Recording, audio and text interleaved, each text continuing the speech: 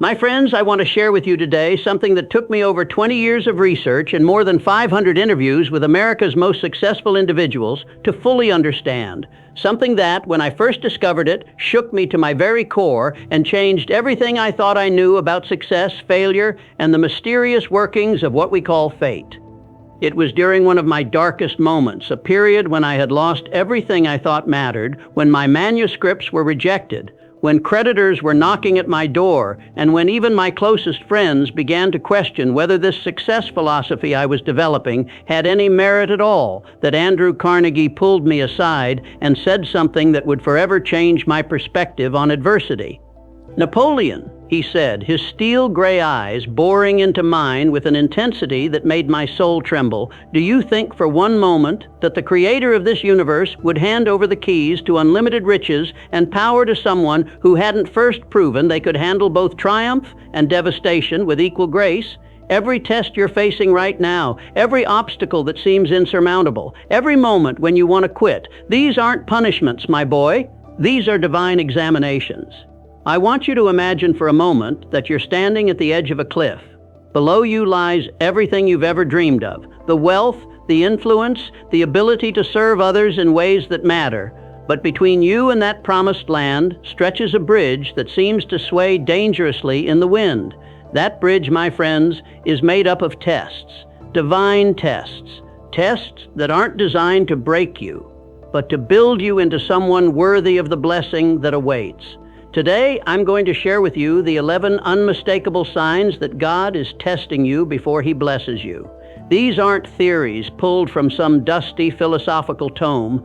These are living truths discovered through decades of studying the most successful men and women of our time, individuals who all, without exception, went through what I call the crucible of character before achieving their greatest triumphs. The first sign, your plans keep falling apart. Let me tell you about Henry Ford. When I first interviewed him in his modest office in Detroit, I was struck by how calm he seemed despite the chaos swirling around the early automobile industry.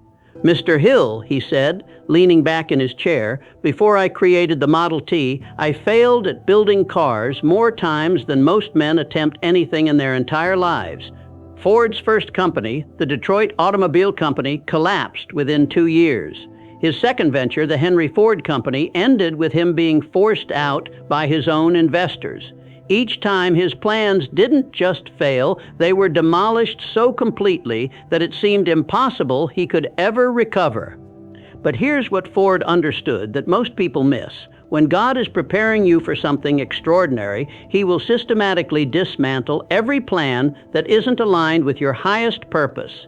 You see, we humans have this peculiar tendency to cling to our small plans, our limited vision of what's possible. We create these neat little boxes for our futures and then wonder why the universe seems determined to kick them over. But what if I told you that every time your plans fall apart, it's not because you're failing, it's because you're being redirected towards something infinitely greater than what you originally imagined? Charles Schwab shared with me a profound insight during one of our conversations. He said, "Napoleon, I used to think that having my plans destroyed was evidence that I wasn't cut out for success. Now I understand that it was God's way of clearing the path for plans so much bigger than my original vision that my limited mind couldn't have conceived them. If your plans keep falling apart, if every strategy you devise seems to crumble just when you think you're making progress, consider this. You're not being punished, you're being redirected. The infinite intelligence that governs this universe has a blueprint for your life that's so much grander than anything you could design yourself, and sometimes the only way to get you to step into that bigger vision is to make it impossible for you to settle for less." The second sign, people doubt your dreams. When I first began talking about my mission to uncover the secrets of success, to interview the most powerful men in America and distill their wisdom into a philosophy that could transform lives, the ridicule was immediate and merciless. Friends called me foolish. Family members questioned my sanity. Even respected businessmen would shake their heads and suggest I find more practical pursuits. But here's what I learned from studying the greatest achievers of our time. Every single person destined for extraordinary success will face a period when their vision is so far ahead of their current reality that others cannot help but doubt. Thomas Edison faced this same phenomenon. When he first spoke of his vision for electric lighting, the gas companies mocked him. Newspapers called his ideas impossible. Even some of his own investors questioned whether he was chasing fantasies. But Edison understood something profound. When your dreams are big enough to change the world, they will always be too big for small minds to comprehend. I remember John D. Rockefeller telling me about the early days of Standard Oil. Napoleon, he said, there were months when I would wake up wondering if I was the biggest fool in America. Everyone around me seemed convinced that I was pursuing something impossible. But I had learned to distinguish between the voice of doubt, which comes from fear, and the voice of divine guidance, which comes from faith. The truth is this: if everyone around you believes in your dreams aren't big enough. God doesn't call us to pursue the probable, He calls us to pursue the impossible. And the impossible, by definition, will always seem unreasonable to those who haven't been given the same vision. But here's the test within the test. Will you allow the doubts of others to become your own doubts? Will you shrink your vision to fit their limited understanding, or will you expand your faith to match God's unlimited possibilities? The third sign: you face financial struggles. This might be the most misunderstood sign of all. In our culture, we've been conditioned to believe that financial struggle is evidence of divine displeasure, that if God truly favored us, He would shower us with immediate abundance. But my research has revealed something quite different. Every person I've studied who achieved lasting wealth went through a period of financial testing that seemed to last just beyond their breaking point. Let me share with you the story of F.W. Woolworth, the man who built a retail empire that would span continents. When I interviewed him, I was surprised to learn that before he opened his first successful store, he had failed at retail not once, not twice, but 3 times. Each failure left him deeper in debt, more desperate, more convinced that perhaps he wasn't cut out for business success. "Mr. Hill," Woolworth told me, "I now understand that those lean years weren't punishment, they were preparation. Every penny I lost taught me something about business that I couldn't have learned any other way. Every sleepless night I spent wondering how I would pay my bills was actually God's way of developing in me the financial discipline I would need to manage millions." The principle here is profound. God will not entrust you with abundance until you have proven you can handle scarcity with grace. The universe is watching to see how you respond when resources are limited. Do you maintain your integrity? Do you continue to serve others even when your own needs aren't being met? Do you persist in your purpose even when the financial rewards seem non-existent? I've observed that there's a divine mathematics at work in financial testing. Just when you think you cannot hold on for one more day, just when it seems that surely you must quit or face complete ruin, something shifts. A door opens, an opportunity appears. Resources flow in ways that seem almost miraculous. But here's the crucial point. The blessing doesn't come to rescue you from the test. It comes to reward you for passing the test. The fourth sign: you experience unexpected losses. Andrew Carnegie once told me something that I initially found difficult to accept. He said, "Napoleon, show me a man who has achieved anything of lasting value, and I'll show you a man who has lost something precious along the way, not as punishment, but as preparation." I've seen this pattern repeated in the lives of every successful person I've studied. Just when they seemed to be gaining momentum, just when success appeared within reach, something unexpected would be stripped away. A business partnership would dissolve, a trusted friend would betray them, a family member would pass away. An opportunity they had counted on would vanish. Theodore Roosevelt exemplified this principle. Before he became president, he lost his wife and mother on the same day. The grief was so overwhelming that he retreated to the Dakota Territory, believing his political career was over. But it was in that wilderness of loss that he developed the rugged character and deep empathy that would later make him one of America's most beloved leaders. Loss has a way of stripping away everything non-essential and revealing what truly matters. When external securities are removed, we're forced to discover internal resources we never knew we possessed. When familiar support systems disappear, we must develop new muscles of self-reliance and faith. But here's what I've learned from observing this pattern hundreds of times. The depth of your loss often corresponds to the height of your coming blessing. It's as if the universe creates space in your life by removing what no longer serves your highest good, making room for blessings so much greater that they couldn't have fit in your previous circumstances. The key to passing this test is understanding that attachment to what was prevents you from receiving what could be. Every loss, no matter how painful, is creating space for a blessing that's perfectly suited to the person you're becoming. The fifth sign. You feel spiritually awakened but practically stuck. This is perhaps the most confusing aspect of divine testing. You begin to experience spiritual insights that feel profound and transformative. You understand success principles at a deeper level. You can see your purpose more clearly than ever before. Your faith in your destiny becomes unshakable. But practically speaking, nothing seems to change. You're still living in the same circumstances. The same challenges persist. The same obstacles block your path. It's as if you've been given a preview of your future self, but you're still trapped in your current reality. I experienced this myself during the years I spent researching what would become Think and Grow Rich. I had access to the most successful minds in America. I was learning secrets that I knew could transform lives. I could feel the importance of my mission in every fiber of my being. Yet I was still struggling financially, still facing rejection, still dealing with people who thought I was wasting my time. John Wanamaker, the retail magnate, described this phenomenon perfectly. Napoleon, he said, there's a period in every great journey where your vision has expanded faster than your circumstances. You can see the promised land, but you're still wandering in the wilderness. This isn't coincidence, it's cosmic timing. God gives us the vision first. Then he develops us into the person capable of manifesting that vision. The spiritual awakening isn't the destination, it's the beginning of a transformation process that will rebuild you from the inside out.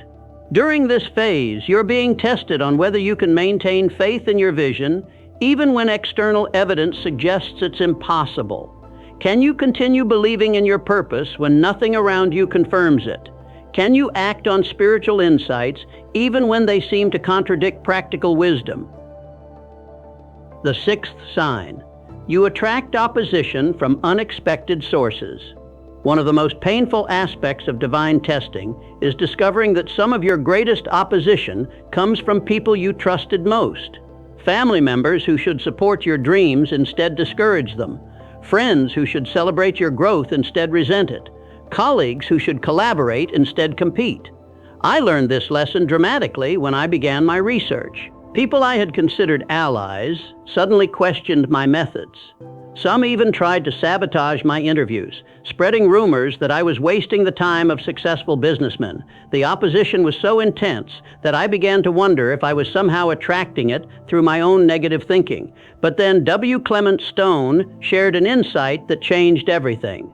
Napoleon, he said, opposition isn't evidence that you're on the wrong path. It's evidence that you're on a path that threatens the status quo. When you commit to extraordinary achievement, you automatically challenge everyone around you to examine their own level of commitment. Some will be inspired to rise with you. Others will try to pull you back down to their level. The universe uses opposition as a refining fire. Every attack on your character forces you to become more centered in your truth. Every attempt to discourage you from your purpose requires you to dig deeper into your faith. Every betrayal teaches you to rely more completely on divine guidance rather than human approval. Thomas Edison understood this principle well.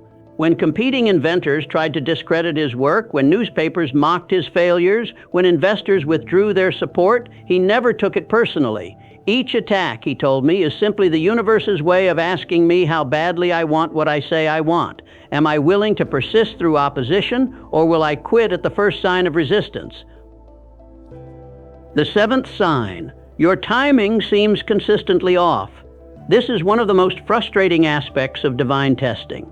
You'll find yourself consistently arriving at opportunities just moments too late, or years too early. You'll develop ideas that seem brilliant, only to discover that the market isn't ready for them. You'll be prepared for opportunities that don't materialize, then find yourself unprepared when the right opportunity finally appears. I experienced this repeatedly during my early career. I would spend months preparing for meetings that got canceled. I would develop strategies for markets that suddenly shifted. I would build relationships that seemed promising but led nowhere. The timing always seemed wrong, but Henry Ford taught me something that transformed my understanding of divine timing. Napoleon, he said, I used to think that right timing meant having my plans align with my schedule. Now I understand that divine timing means having my character align with my destiny. Every delay is developing something in me that I'll need for the next level of success. God's timing is never early, and it's never late. It's always perfect. When opportunities seem to come too late, it's because you needed more preparation. When they seem to come too early, it's because you need more faith. When they seem to never come at all, it's because something even better is being arranged. The test here is whether you can trust divine timing, even when it contradicts your human understanding.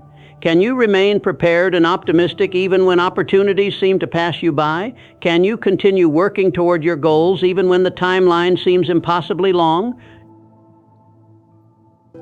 The eighth sign, you experience periods of intense loneliness. There's a loneliness that comes with divine testing that's unlike any other kind of isolation. It's not just the absence of people, it's the feeling that no one understands what you're going through. Your struggles seem unique. Your vision seems isolated. Your purpose seems like a burden that only you can carry.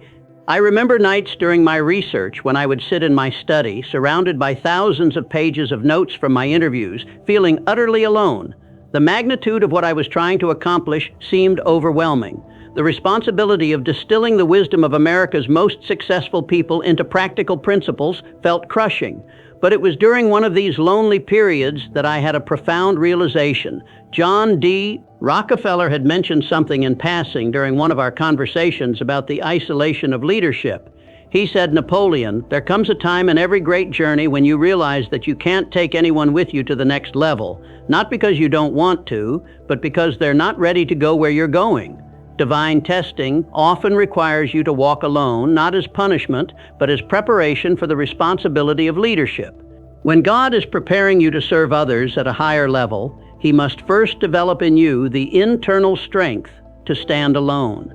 Leaders must be able to make decisions without consensus, to persist without encouragement, to believe without proof. This loneliness is temporary, but it's essential. It's during these isolated periods that you develop the unshakable self-reliance and connection to divine guidance that will serve you when you're responsible for others. Long. Vi have you destined for Mediocrity winning. The ninth sign, you develop unusual sensitivity to others' needs. As you progress through divine testing, you'll notice something remarkable happening. You become increasingly sensitive to the struggles of others. Problems that once seemed insignificant now feel deeply personal. You find yourself moved by stories of hardship. You develop an almost supernatural ability to recognize when someone is going through their own testing period. This heightened sensitivity isn't accidental, it's preparation. God is developing in you the compassion and understanding you'll need to serve others when you reach your position of blessing. I noticed this happening in my own life during the most difficult periods of my research. I would meet people who were struggling with their own challenges, and I could see their potential even when they couldn't see it themselves. I found myself naturally drawn to help others discover their own success principles, even when I was still working to apply them in my own life. Andrew Carnegie explained this phenomenon beautifully. Napoleon, he said, before God blesses you with the power to lift others, He must first break your heart with compassion for their struggles. Every tear you shed for someone else's pain is preparing you to become a vehicle for their healing. This sensitivity can be overwhelming at times.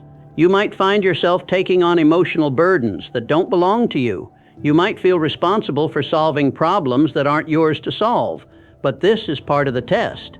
Learning to serve others without losing yourself in the process. The 10th sign, you experience supernatural coincidences. During periods of divine testing, you'll begin to notice coincidences that seem too meaningful to be random. You'll meet exactly the right person at exactly the right moment. You'll find exactly the resource you need just when you need it most. You'll receive insights that seem to come from beyond your own understanding. These aren't coincidences, they're divine confirmations. They're God's way of letting you know that despite appearances, you're exactly where you need to be. They're cosmic winks that remind you that a higher intelligence is orchestrating events in your favor. I remember one particularly difficult period when I was questioning everything about my mission. I had been working for years with little to show for it, and I was seriously considering abandoning the entire project. That very morning, I received an unexpected letter from a businessman I had never met, thanking me for an article I had written and sharing how it had helped him overcome a major business challenge. The timing was so perfect, so precisely what I needed to hear in that moment of doubt, that I knew it wasn't coincidence. It was divine intervention, reminding me that my work was having an impact even when I couldn't see it. These supernatural coincidences are God's way of maintaining your faith during the testing process. They're gentle reminders that you're not alone, that your struggles have meaning, that something greater is at work in your life. The 11th sign, you develop unshakable faith in your purpose. This is the final and most important sign that you're being tested before being blessed. Despite all the difficulties, despite all the opposition, despite all the delays and setbacks, you develop an unshakable faith in your purpose. Your commitment to your mission becomes so strong that nothing can deter you from it. This isn't blind optimism or wishful thinking. It's a deep, supernatural knowing that you're exactly where you need to be, doing exactly what you need to do, becoming exactly who you need to become. It's faith that transcends circumstances and remains constant regardless of external conditions. I experienced this transformation during the final stages of my research. After years of struggle, after countless setbacks, after moments when quitting seemed like the only rational option, I reached a point where my faith in my mission became absolute. I knew beyond any shadow of doubt that I was being prepared for something significant. This unshakable faith is both the goal of divine testing and the key to passing it. Once you develop this level of commitment to your purpose, once your faith becomes stronger than your circumstances, you've proven that you're ready for the blessing that's been prepared for you. But here's what I want you to understand. These tests aren't separate events that happen to you randomly. They're part of a carefully orchestrated process designed to transform you into the person capable of receiving and stewarding the blessing that's coming. Every plan that falls apart is clearing space for a better plan. Every doubt from others is strengthening your own conviction. Every financial struggle is developing your discipline. Every loss is creating capacity for greater gain. Every period of loneliness is building your self-reliance. Every opposition is refining your character. Every timing delay is perfecting your preparation. Every sensitive insight is expanding your compassion. Every coincidence is confirming your path. Every test is building your faith. The question isn't whether you'll face these tests. If you're called to extraordinary achievement, you will. The question is whether you'll recognize them as divine preparation rather than cosmic punishment. The question is whether you'll persist through the testing period long enough to receive the blessing that's waiting on the other side. The divine blueprint for testing. Now that you understand the 11 signs, let me share with you the overall pattern I've observed in how divine testing works. It's not random or cruel. It follows a specific blueprint designed to prepare you for your highest purpose. Phase 1. The call first. You receive a vision or calling that seems larger than your current capabilities. This might come as a sudden inspiration, a growing dissatisfaction with your current circumstances, or a gradual awakening to your true purpose. This calling is always accompanied by both excitement and fear. Excitement because you recognize its potential, fear because you sense it will require you to become someone you've never been before. Phase 2, the preparation. Next, you enter a period of intensive preparation. This is where most of the 11 signs manifest. Your old plans stop working. People begin to doubt your new direction. Financial pressures increase. You face unexpected losses. You feel spiritually awakened but practically stuck. Opposition appears from unexpected sources. Your timing seems consistently off. You experience periods of intense loneliness. You develop unusual sensitivity to others' needs. You notice supernatural coincidences, and gradually you develop unshakable faith in your purpose. Phase 3, the testing. The preparation phase leads to specific tests designed to prove you're ready for the blessing that's coming. These tests always come in the form of choices. Will you quit or persist? Will you compromise your integrity or maintain your standards? Will you trust divine timing or force your own timeline? Will you serve others or serve only yourself? Will you rely on human approval or divine guidance? Phase 4, the breakthrough. Once you've passed the test, the breakthrough comes suddenly and completely. Doors that were closed for years suddenly open. Resources that were unavailable become abundant. People who once opposed you become supporters. Opportunities that seemed impossible become inevitable. The blessing doesn't trickle in, it floods in, often in ways that seem miraculous. Phase 5, the stewardship. Finally, you enter a phase of stewardship where you're responsible for using your blessing to serve others. This is why the testing was necessary, to ensure that when you receive power, influence, and resources, you'll use them for the highest good rather than for selfish purposes. Practical strategies for passing the tests. Understanding the pattern is only the beginning. You need practical strategies for successfully navigating each phase of divine testing. Here are the methods I've developed through my research and personal experience. Strategy 1. Maintain your vision. During testing periods, you must have a clear, written vision of your purpose and destiny. This vision must be detailed enough to inspire you during dark moments and specific enough to guide your decisions during confusing times. Review this vision daily, especially when circumstances seem to contradict it. Strategy 2. Develop spiritual disciplines. Divine testing requires spiritual strength that can only be developed through regular spiritual disciplines. This includes daily meditation, prayer, reading inspiring literature, and spending time in nature. These practices will keep you connected to the divine guidance that's essential for navigating the tests successfully. Strategy 3. Build a support network. While you may experience periods of loneliness during testing, you must also cultivate relationships with people who understand your journey. Seek out mentors who have passed similar tests. Find peers who are going through their own testing periods. Create a mastermind group of individuals committed to extraordinary achievement. Strategy 4. Study success principles. Immerse yourself in the study of success principles and the lives of people who have achieved what you're trying to achieve. My research revealed that successful people follow predictable patterns. By studying these patterns, you can navigate your own journey more effectively. Strategy 5. Take consistent action. Faith without action is meaningless. During testing periods, you must continue taking consistent action toward your goals, even when results seem slow or non-existent. This demonstrates to the universe that you're serious about your purpose and ready to receive the blessing that's coming. Strategy 6. Practice gratitude. Gratitude is the fastest way to shift your perspective from focusing on what's lacking to recognizing what's available. During testing periods, make a daily practice of acknowledging everything you're grateful for, especially the lessons you're learning through the difficulties. Strategy 7. Serve others. One of the most powerful ways to pass divine tests is to serve others, even when you're struggling yourself.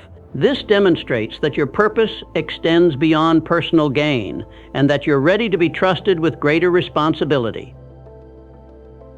The ultimate purpose of divine testing. After decades of research and thousands of interviews, I've come to understand the ultimate purpose of divine testing. It's not to punish or discourage you, it's to develop you into someone capable of receiving and stewarding extraordinary blessings. Think about it this way. If God were to give you unlimited wealth, influence, and power right now, without any preparation or testing, what would happen? You might become corrupted by the power. You might use the resources selfishly. You might lack the wisdom to handle the responsibilities that come with great blessings. But when you've been through divine testing, when you've proven your character under pressure, when you've developed unshakable faith in your purpose, when you've maintained your integrity despite temptation, when you've served others even when you were struggling yourself, then you've demonstrated that you can be trusted with extraordinary blessings. Strategy 6. Practice gratitude. Gratitude is the fastest way to shift your perspective from focusing on what's lacking to recognizing what's available. During testing periods, make a daily practice of acknowledging everything you're grateful for, especially the lessons you're learning through the difficulties. Strategy 7, serve others. One of the most powerful ways to pass divine tests is to serve others even when you're struggling yourself. This demonstrates that your purpose extends beyond personal gain and that you're ready to be trusted with greater responsibility. Your current tests are tomorrow's testimonies. Every test you're facing right now is preparing you for a testimony you'll share tomorrow. Every struggle you're enduring is developing strength you'll need for your next level of success. Every opposition you're encountering is building the resilience you'll need for greater responsibilities. I want you to understand that the intensity of your current testing often corresponds to the magnitude of your coming blessing. If you're facing multiple tests simultaneously, if the pressure seems overwhelming, if you feel like you're at your breaking point, these aren't signs that you're failing. These are signs that you're being prepared for something extraordinary. The prayer of preparation. Before I share the final call to action, I want to offer you a prayer that I've used during my own testing periods and that I've shared with countless others who were navigating their own divine tests. Divine Creator, I recognize that my current difficulties are not punishment, but preparation. I surrender my limited understanding to your infinite wisdom. Help me to see every test as an opportunity to grow, every setback as a setup for a comeback, every loss as preparation for greater gain. Give me the strength to persist when I want to quit, the faith to believe when I can't see, and the wisdom to serve others even when I'm struggling myself. Transform me into someone worthy of the blessing you have prepared for me. Conclusion. The call to extraordinary living. My friends, as I bring this message to its conclusion, I want you to understand something profound. You are not reading these words by accident. The fact that this message has found its way to you at this moment in your life is one of those supernatural coincidences I mentioned earlier. It's a divine confirmation that you're exactly where you need to be, learning exactly what you need to learn, becoming exactly who you need to become. Andrew Carnegie, my great mentor, once told me something that I've never forgotten. Napoleon, the greatest tragedy in life is not death, it's living without ever discovering what you're truly capable of achieving. He understood that most people never realize their full potential because they quit during the testing phase. They mistake divine preparation for divine rejection. They abandon their dreams just before their breakthrough. But you're different. You're reading this because you're ready to understand that your current struggles are not evidence of your failure. They're evidence of your destiny. You're ready to recognize that the tests you're facing are not random hardships, they're divine examinations designed to prepare you for extraordinary achievement. Let me recap the transformative power of the 11 signs we've explored together. When your plans keep falling apart, you're being redirected towards something greater than you originally imagined. When people doubt your dreams, you're being called to pursue something beyond their comprehension. When you face financial struggles, you're being prepared to handle true abundance. When you experience unexpected losses, you're being prepared for unexpected gains. When you feel spiritually awakened but practically stuck, you're being transformed from the inside out. When you attract opposition from unexpected sources, you're challenging the status quo and threatening mediocrity. When your timing seems consistently off, you're being aligned with divine timing rather than human scheduling. When you experience periods of intense loneliness, you're being prepared for the isolation of leadership. When you develop unusual sensitivity to others' needs, you're being equipped to serve at a higher level. When you notice supernatural coincidences, you're receiving divine confirmation of your path. And when you develop unshakable faith in your purpose, you're proving your readiness for the blessing that's coming. These aren't just philosophical concepts, they're practical realities that will transform your life if you apply them. But application requires more than understanding. It requires commitment. It requires action. It requires the courage to persist through the testing period until you reach the breakthrough that's waiting on the other side. Now, I need you to make a decision. Right now, in this moment, you're standing at a crossroads. You can choose to continue living at your current level, accepting the limitations that have defined your life up to this point. Or you can choose to embrace the testing process, to see your current struggles as divine preparation, to commit to becoming the person capable of receiving and stewarding extraordinary blessings. The choice is yours, but I want to urge you, no, I want to challenge you to choose the path of extraordinary achievement. Choose to see your tests as preparation rather than punishment. Choose to persist through the difficulties until you reach the breakthrough. Choose to become someone worthy of the blessing that's already been prepared for you. If you're ready to embrace this transformative journey, I want you to take 3 immediate actions. First, subscribe to Napoleon Hill Mastermind Journeys. This channel is dedicated to sharing the timeless principles of success that I've discovered through decades of research. By subscribing, you're joining a community of individuals committed to extraordinary achievement. You're surrounding yourself with people who understand that success is not just about personal gain, it's about developing the character and wisdom necessary to serve others at the highest level. Second, hit that notification bell. The journey to extraordinary achievement requires continuous learning and constant inspiration. By activating notifications, you ensure that you'll receive every new insight, every new strategy, every new story of triumph that can help you navigate your own testing period successfully. You're committing to ongoing growth and development. Third, answer this crucial question in the comments below. What is the one test that you're currently facing that feels most overwhelming, and what specific action will you take in the next 24 hours to demonstrate your commitment to passing that test rather than avoiding it?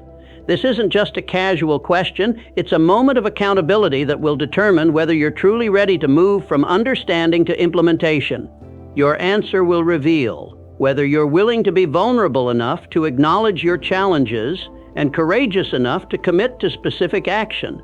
Don't just read this and move on. Don't just feel inspired and then return to your old patterns. Take a moment right now to write your answer in the comments. Share your struggle, commit to your action. Join the conversation with others who are walking the same path of divine testing and preparation. And here's something crucial. After you've answered, I want you to scroll through the other comments and encourage at least one other person who shared their struggle. Why? Because one of the most powerful ways to pass your own tests is to help others pass theirs. When you serve others during your own testing period, you demonstrate to the universe that you're ready to be trusted with greater responsibility. Share this message with someone who needs to hear it. Think about the people in your life who are going through their own testing periods. Share this message with them. Help them understand that their struggles are not evidence of their failure, they're evidence of their destiny. Your willingness to share transformative truth with others is one of the most powerful ways to accelerate your own breakthrough. Now I'm going to leave you with a final challenge that will separate those who are merely curious about success from those who are committed to achieving it. The Mediocrity versus Mastery Challenge. For the next 7 days, I challenge you to live as if you're already the person capable of receiving the blessing that's coming to you. When you face difficulties, respond with the faith and resilience of someone who understands that tests are preparation. When you encounter opposition, respond with the grace and determination of someone who knows that resistance is confirmation of your path. When you're tempted to quit, respond with the persistence of someone who understands that breakthrough is always just beyond the breaking point. This isn't about pretending your problems don't exist. It's about responding to your problems with the character and wisdom of someone who has already passed the tests.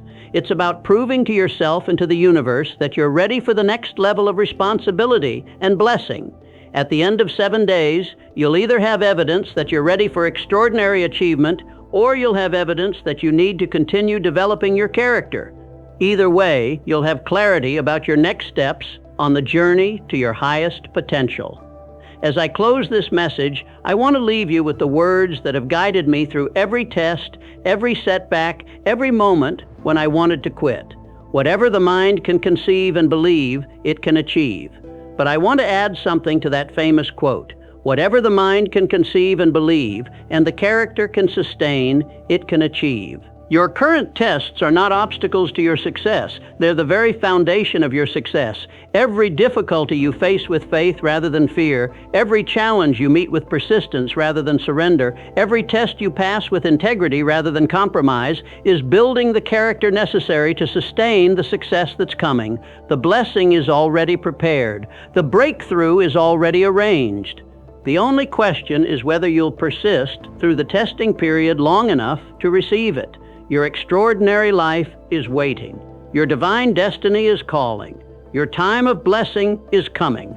Are you ready to answer the call? The choice is yours. The time is now. Your greatest chapter is about to begin.